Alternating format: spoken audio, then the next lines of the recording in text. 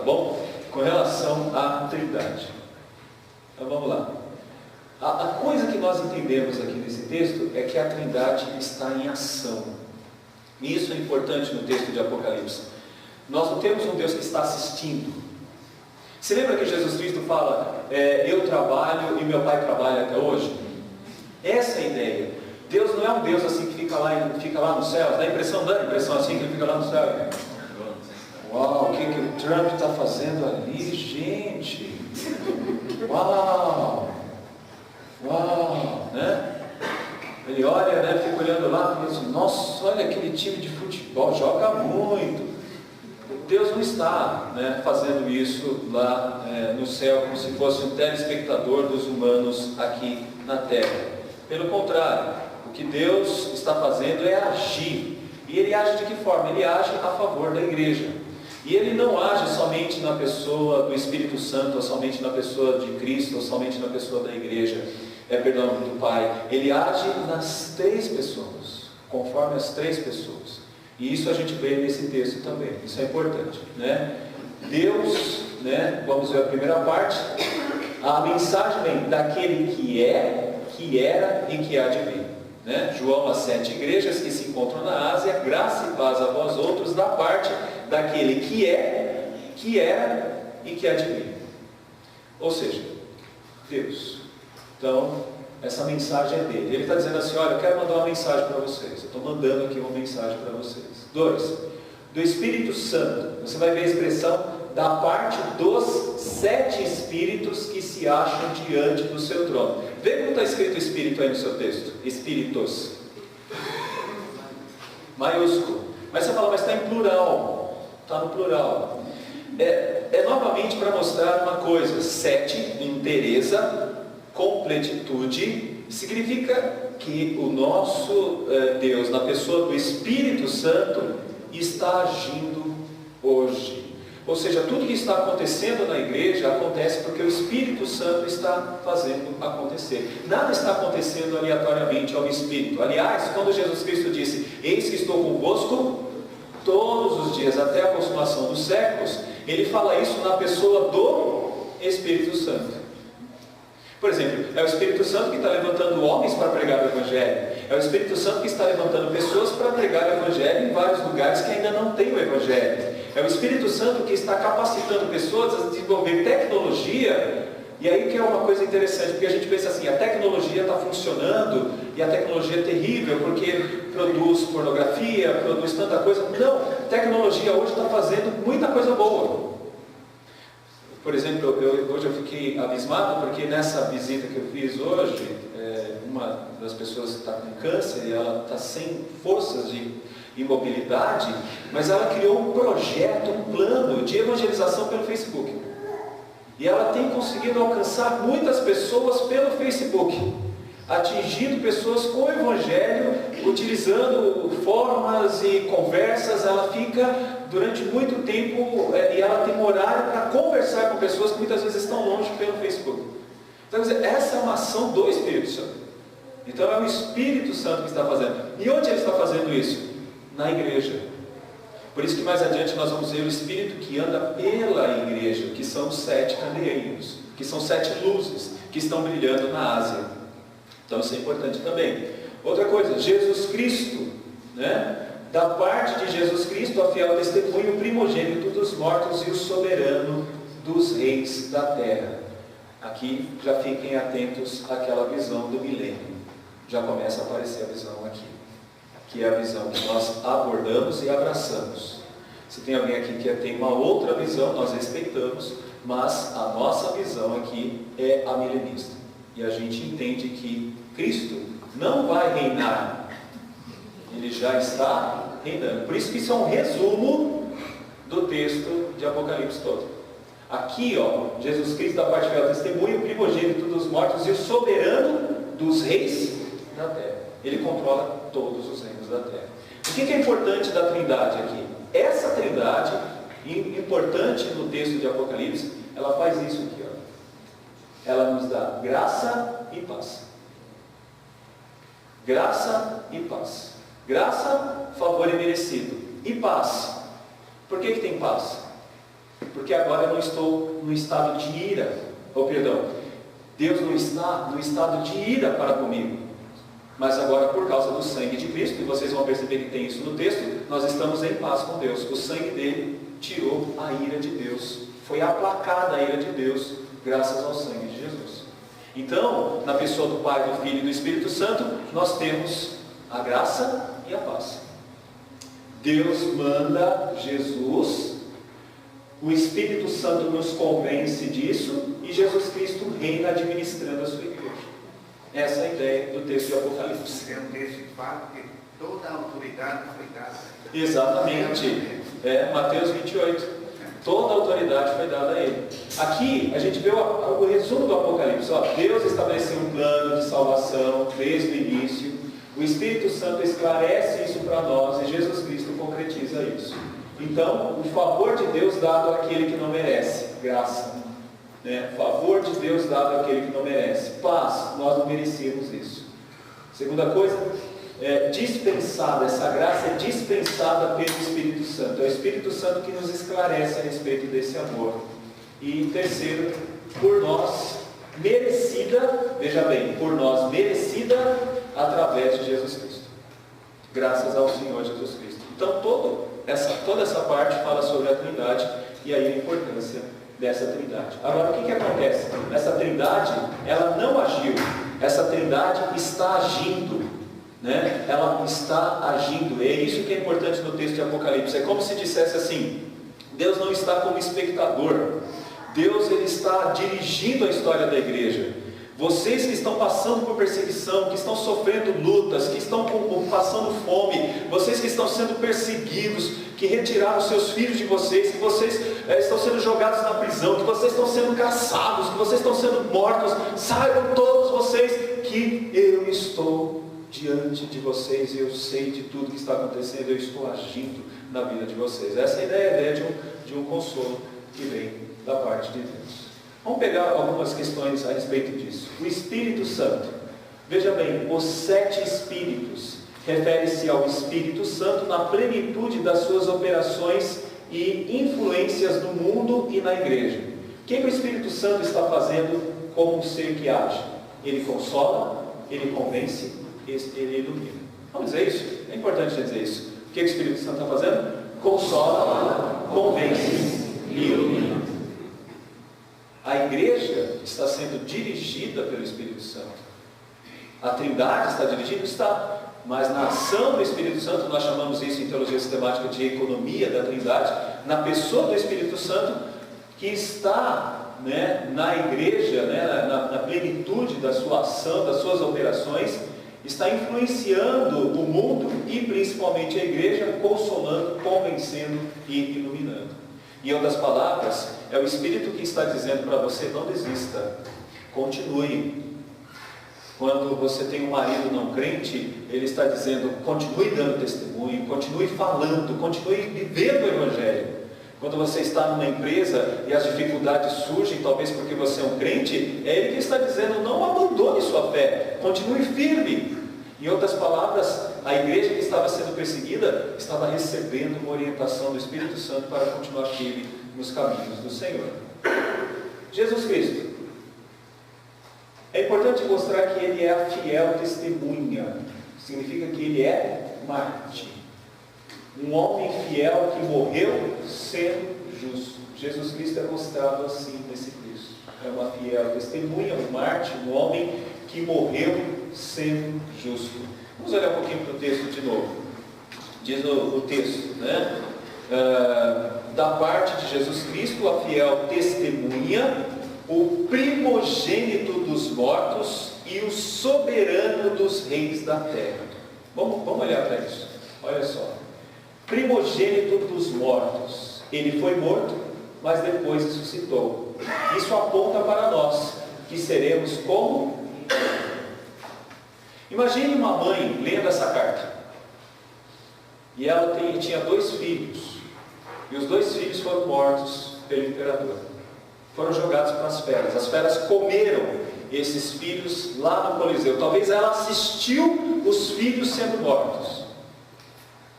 Como esse texto batia no coração dessa senhora? batia mais ou menos assim: tal como Jesus Cristo morreu e Ele ressuscitou, os meus filhos ressuscitarão, e eu os verei, os meus olhos contemplarão os meus filhos, eu verei os meus filhos. Imagine uma esposa que perdeu o marido. Tem muitas esposas hoje que se perdeu o marido não vai achar tão ruim. Mas imagine uma esposa que ama esse marido.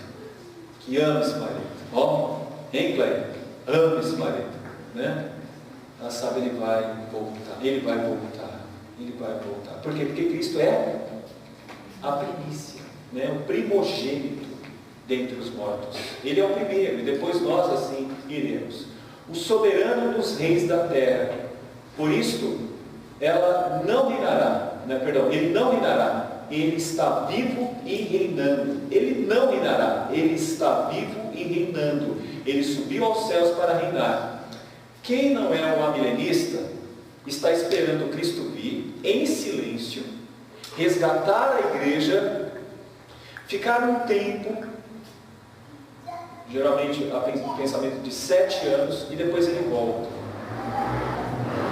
Quem acredita nisso, eu posso dizer que tem um grande problema, porque o texto aqui não está dizendo que ele vai reinar, o texto está dizendo que ele já está reinando.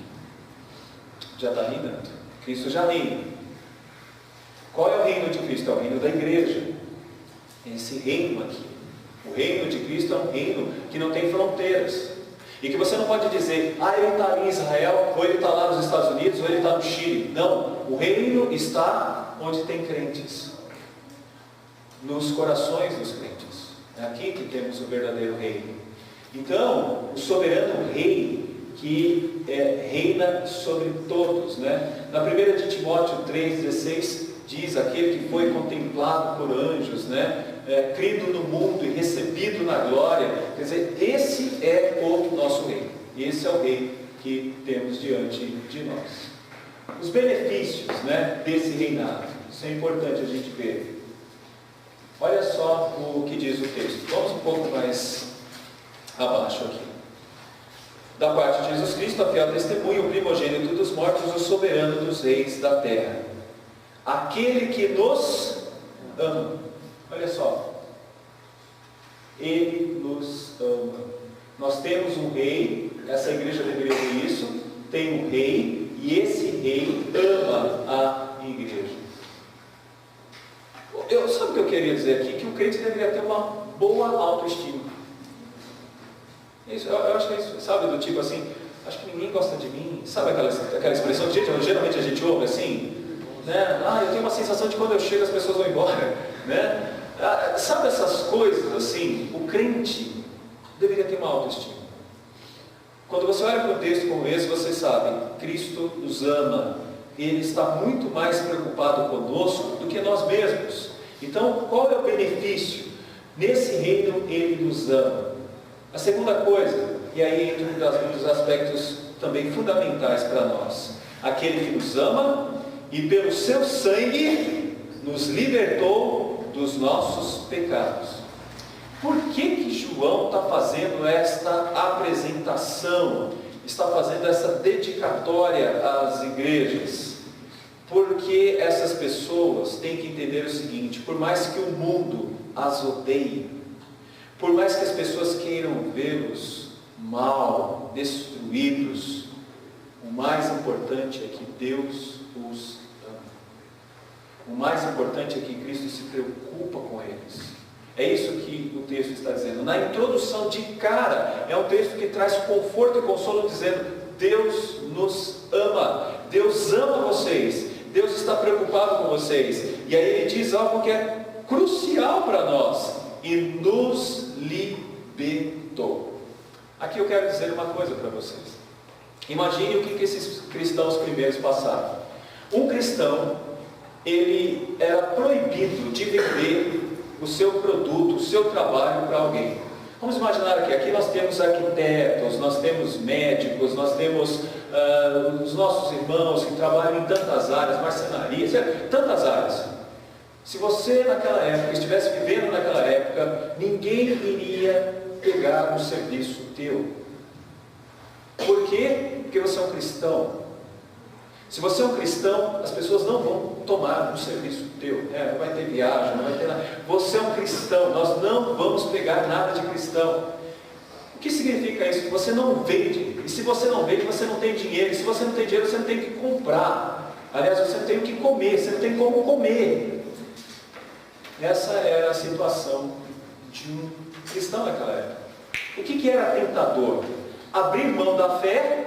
E se vocês perceberem, leiam depois, para a próxima semana, as cartas, as 7 cartas, vocês vão perceber que muitos foram tentados a abrir mão da fé.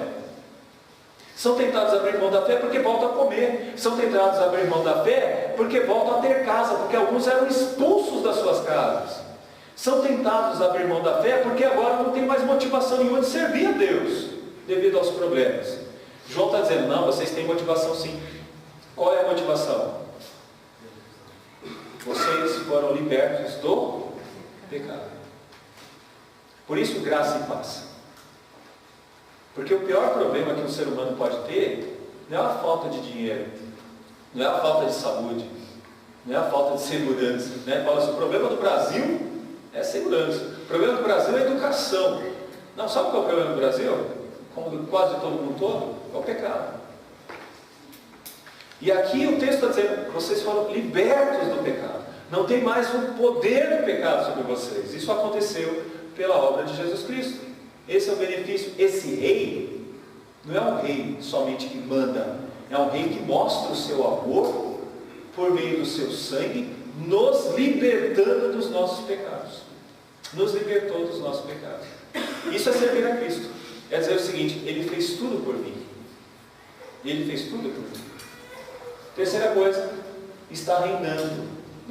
Olha só o texto. Aquele que nos ama pelo seu sangue nos libertou dos nossos pecados e nos constituiu reino, sacerdotes para o seu Deus e Pai.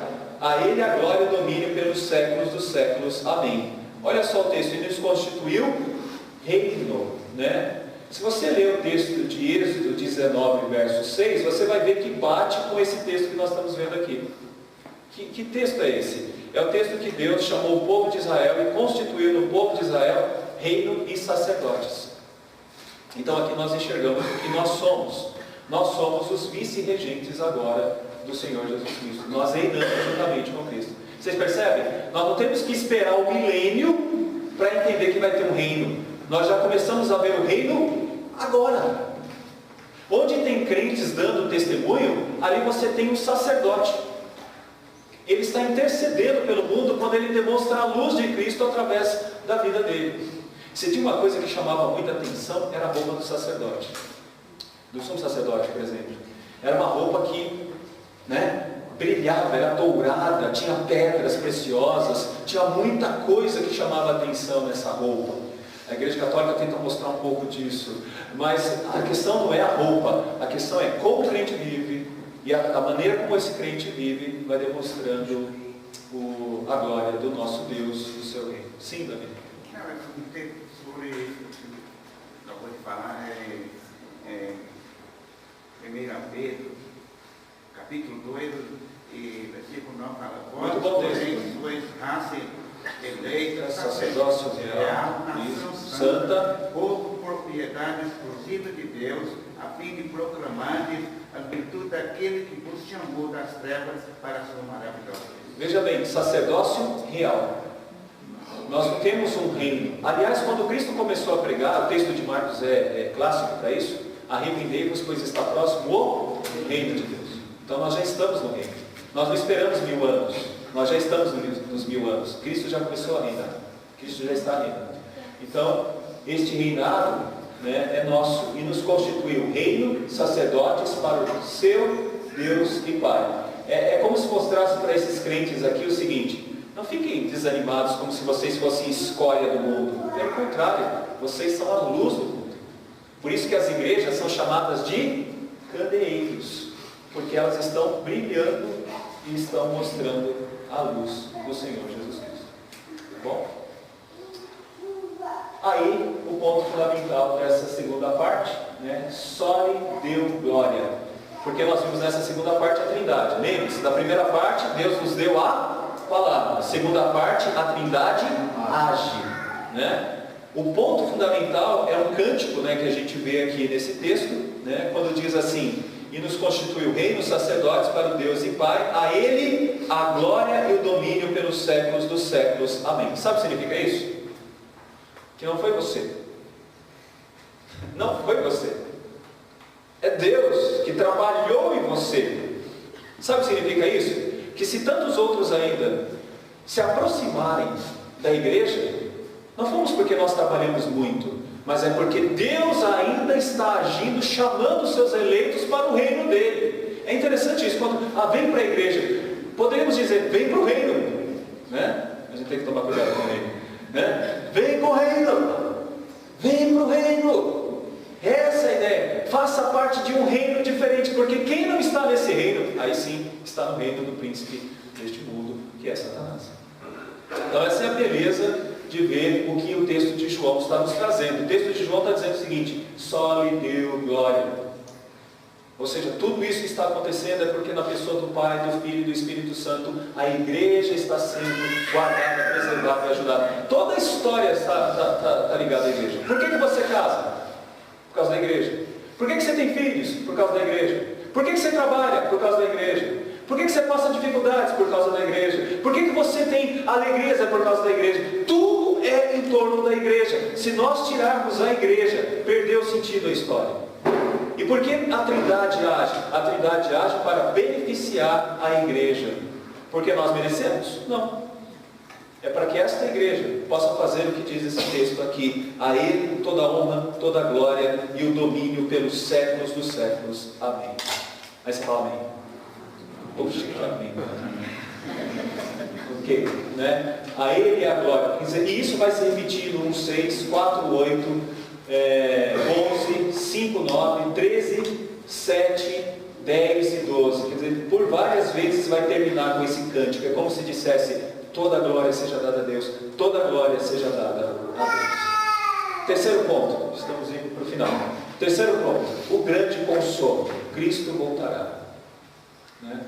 Cristo voltará. Continuando aí na leitura do texto, veja só o verso 7.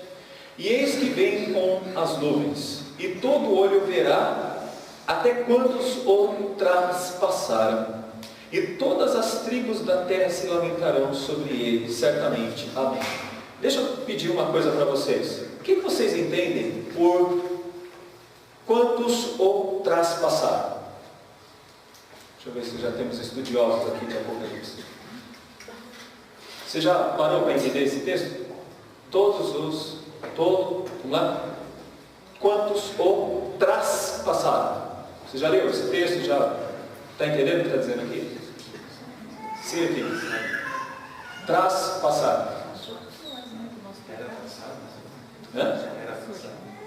Não. Acho que somos todos nós, por causa dos nossos pecados, ele foi traspassado pelas nossas iniquidades. Não foi? Então, Isaías só esse pecado. Traspassado. Então somos nós. Acho que todos os pecados são. E aí? Eu acho que é todos que permanecem sobre a ira de Deus, né? Os que não foram regenerados, nesse caso. Tá. Mas por que a expressão traspassado? Não poderia existir outra expressão, por exemplo? Mais adiante a gente vai ver os que lamentarão, né? Mas por que traspassado? Gente, o texto de Apocalipse, ele pode ser muito bem esclarecido pelo texto de João. Ou seja, claro, o mesmo autor. Apocalipse de João, Evangelho de João. Vocês observem que João faz questão de registrar que os soldados maltrataram muito a Jesus Cristo. Eram soldados o quê? Romanos. Ou seja, os soldados romanos, parece que João tem uma bronca dos soldados romanos.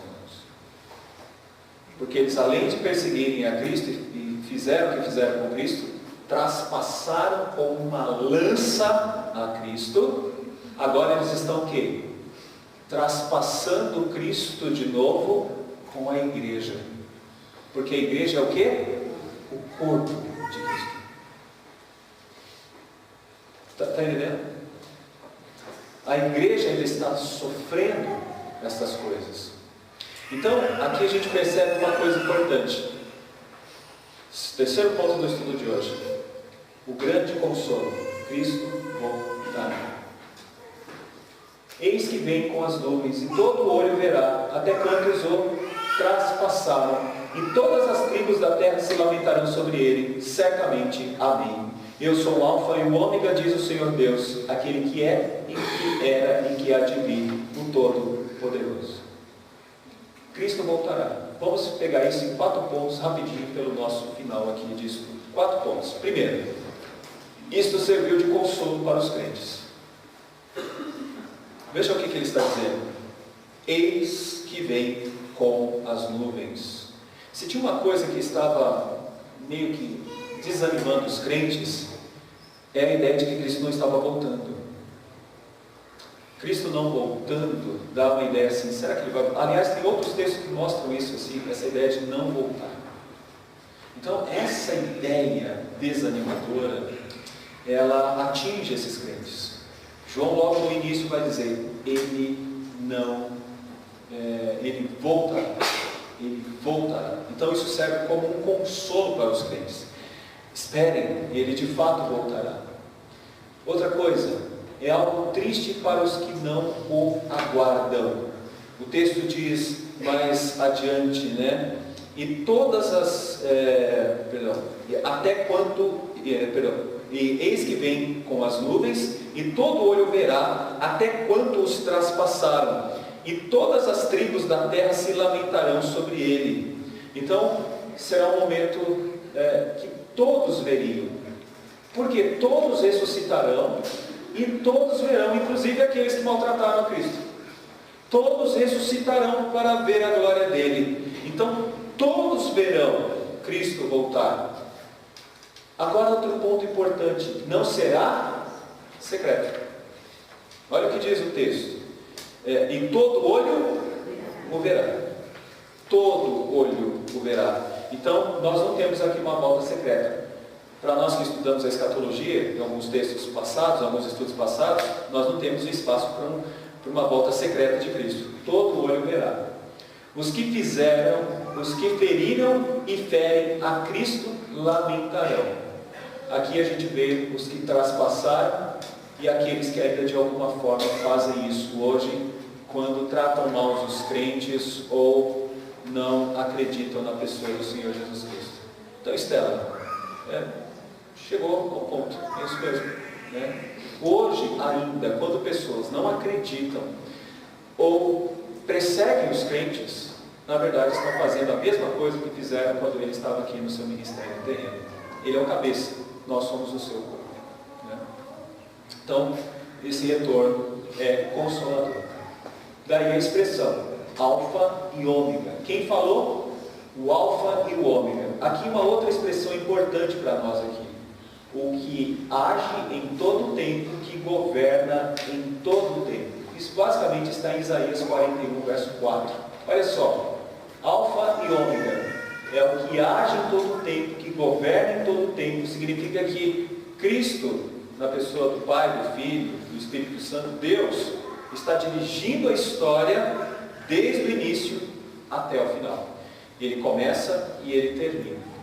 Eu tiro aqui uma lição para muitos de nós, né? Porque muitas vezes a gente começa uma coisa e não termina. A gente vai deixando pela metade as coisas, né? Mas se temos uma grande lição da Trindade, e nós devemos entender que somos imagem e semelhança da Trindade, é que a gente deve começar e terminar alguma coisa. Porque o nosso Deus é um Deus de palavra, começa e termina. Aqui a gente vê o governo dele, ele está começando e ele termina. Como os crentes da época ouviram isso? O nosso Deus está governando, o nosso Deus está administrando.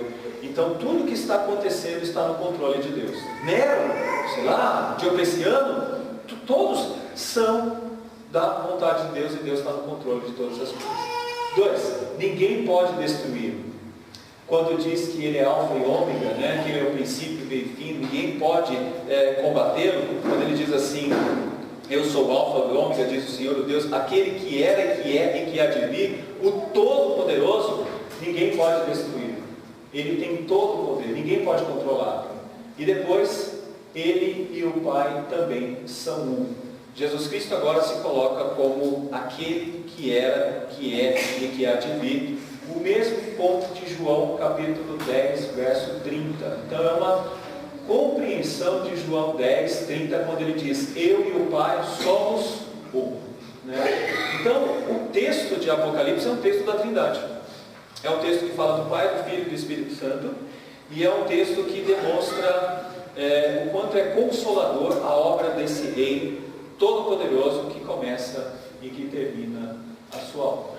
Vamos para as lições, estamos encerrando aqui então. Vamos para algumas delas. Anota aí. Primeiro, não estamos cegos. Nós não estamos cegos. Nós não estamos assim meio que perdidos. Nós temos a revelação de Deus. Então essa é uma das primeiras lições muito interessantes que a gente vê nesse texto. Nós temos a revelação de Deus. Nós não estamos cegos. Apocalipse para nós representa o que a Bíblia toda representa. Deus se revelando aos seus servos e mostrando para nós como nós devemos viver e agir. E que mesmo diante das principais dificuldades, não precisamos ter medo. E mesmo que sejamos rejeitados, não precisamos ter baixa autoestima, porque Deus está conosco. Então, nós não estamos cegos. Deus tem nos mostrado a sua vontade. Segundo, sejamos os bem-aventurados do presente, que leem e que guardam a palavra. Essa é a nossa visão hoje. Que privilégio nós temos de poder ler e de poder guardar esta palavra. Esse é um privilégio que nós não podemos abrir mão dele. Segundo, terceiro, como está a sua adoração? É engraçado, né, que muitas vezes a nossa adoração é tão tacanha, né? De novo vou fazer aquela cara, né? O crente chega assim e sai assim. Não dá para adorar esse Deus de uma forma diferente do que apresentado nesse texto. Esse texto apresenta momentos assim, a Ele toda a honra, toda a glória e o domínio pelos séculos dos séculos, amém. O texto faz questão de exaltar a figura de Deus pelo que Ele faz. Então, como deveria ser a nossa adoração? A nossa adoração deveria ser a melhor. Deveríamos ter vontade de fazer isso com toda a nossa força, com todo o nosso ser. Uma outra coisa também, a importância da Trindade. Eu acho que esse é um aspecto muito complicado nos dias de hoje. Se a gente perguntar para algumas pessoas hoje, você sabe o que podemos dizer quando nós falamos sobre a dupla natureza de Cristo? Eu acho que muitas pessoas ficam assim, cri. Se nós perguntássemos assim, quando você faz uma oração, como é que você faz uma oração? Muitas vezes as pessoas não conseguem distinguir Pai, Filho e Espírito Santo. Alguns cânticos exaltam a figura do Espírito Santo. Alguns cânticos exaltam a figura de Cristo. Mas é interessante que muitas vezes falta para nós uma compreensão da Trindade. Porque a obra da sustentação do mundo e da manutenção da igreja se dá pela pessoa da Trindade. Então é de importância que nós entendamos um pouco melhor a Trindade, compreendamos um pouco mais. Nós tivemos alguns estudos aqui sobre isso, né? O AGS tem um espaço para isso, mas eu pediria para que você entendesse um pouco melhor, porque talvez o Deus que você está adorando não é o Deus verdadeiro, é um Deus esfacelado, né? É um Deus que não é um Deus como nós vimos na própria Bíblia. O texto de João, o último texto da Bíblia, exalta a Trindade, do início ao fim. A importância da Trindade e depois, o que te alegra nessa vida? O que te alegra nessa vida? Eu passei na faculdade. Bom, é legal. Vou casar. Ótimo. Vou ter um filho.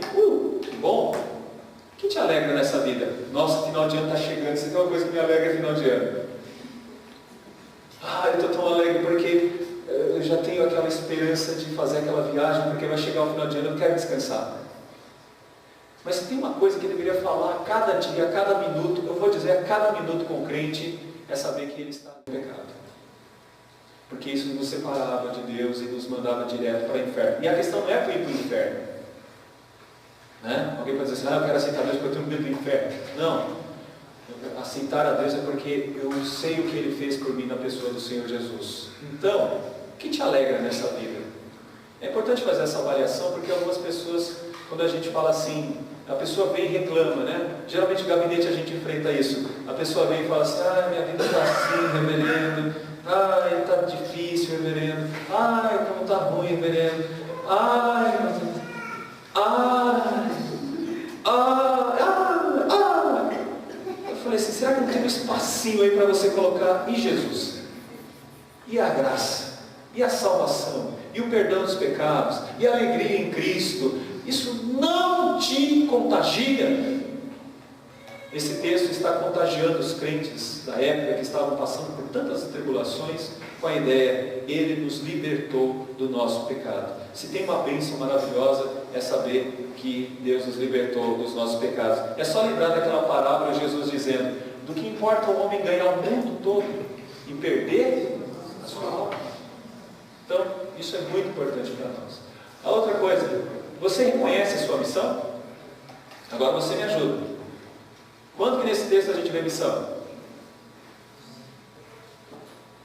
Lembra aí do texto? Quando nos constituiu reinos e sacerdotes? Sacerdotes. A nossa missão é ser sacerdote. Você entende isso? Antes de você ser avó, você é uma sacerdotisa. Antes de você ser um pai, você é um sacerdote. Antes de você ser um funcionário, você é um sacerdote. Sabe o que significa isso? Você tem uma missão de mostrar muito mais do que simplesmente uma boa capacidade para resolver problemas e coisas assim. Você deve mostrar Cristo através de você, porque o sacerdote era o representante. E era alguém que intercedia pelas pessoas diante de Deus. Então aí, a sua função principal, a sua missão é ser um sacerdote, que é o que a reforma resgatou também. Não eram só os monges que eram sacerdotes, mas todos nós somos sacerdotes. Aí uma visão sacerdotal. Então você consegue enxergar a sua missão? Quando aqueles crentes estavam sofrendo por causa de Cristo, eles estavam ajudando o mundo em mostrar Cristo para o mundo.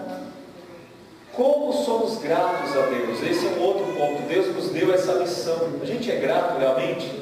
Agora, a outra coisa que eu quero ressaltar nesse texto. Estou preocupado com os lamentadores. O texto fala daqueles que lamentarão.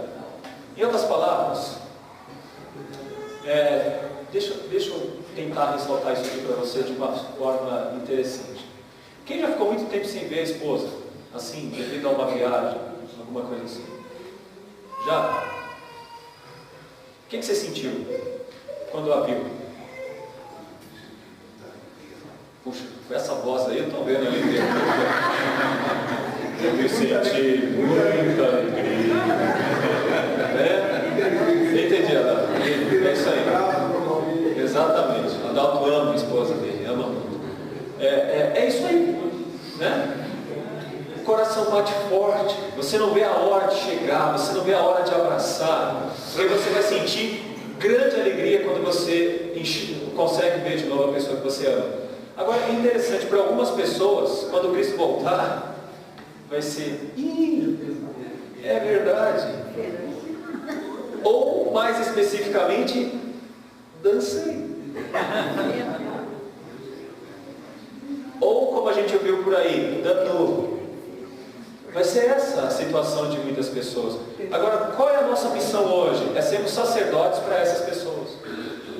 É dizer para essas pessoas, olha, existe tempo, tem tempo ainda, muda de vida. Pensa no que você está fazendo da sua história, pensa no que você está fazendo da sua vida. Cuidado, se preocupa com isso, se preocupa com aquilo. Essa é a nossa missão. Cuidado, a gente tem que se preocupar com isso. E por fim, como que nós vamos sair daqui hoje? Isso é para nós que estamos aqui, né? Como que nós vamos sair daqui hoje? Consolados? Eu, ao fazer esse estudo, me senti tão feliz, tão alegre, estou me sentindo muito animado, muito consolado. Esse é meu Deus, é Ele que tem cuidado de mim, da minha história, e tudo está nas mãos dEle. Que bom que não está nas minhas mãos. Então estou muito feliz com isso. Eu não sei se você está saindo daqui consolado também, mas eu gostaria que você saísse daqui não com aquela cara de vida, céu, azar, droga, né? Mas que você saísse daqui dizendo o seguinte: olha, que bom que não sou eu que governo, quem governa é o meu rei, e Ele que está dirigindo a minha história, Ele está dirigindo a minha vida, dirige a vida dos meus filhos. Eu não sei onde eles estão, mas Deus é que está dirigindo a vida desse país, está dirigindo a vida desse mundo. Então eu estou consolado com isso. E a outra coisa, vamos sair daqui sabendo que Deus realmente é quem governa através de Cristo. Vamos sair realmente assim. Se nós sairmos daqui assim, eu creio, meus irmãos, que nós temos total condição de entender os outros capítulos de Apocalipse. Que Deus nos abençoe. Semana que vem ainda continuamos com o prólogo, porque nós vamos para os versos de 9 a 20. Como nós falamos, se alguém tem perguntas, fique depois, a gente está aqui à disposição para conversar sobre o texto. Geralmente faz uma voltinha aqui e a gente conversa. Alguns têm que ir embora devido às atividades ainda da semana, trabalhar, né, ajudar marido, esposa, então fiquem à vontade. Deus abençoe a todos. Vamos terminar com uma palavra de oração, rogando a Deus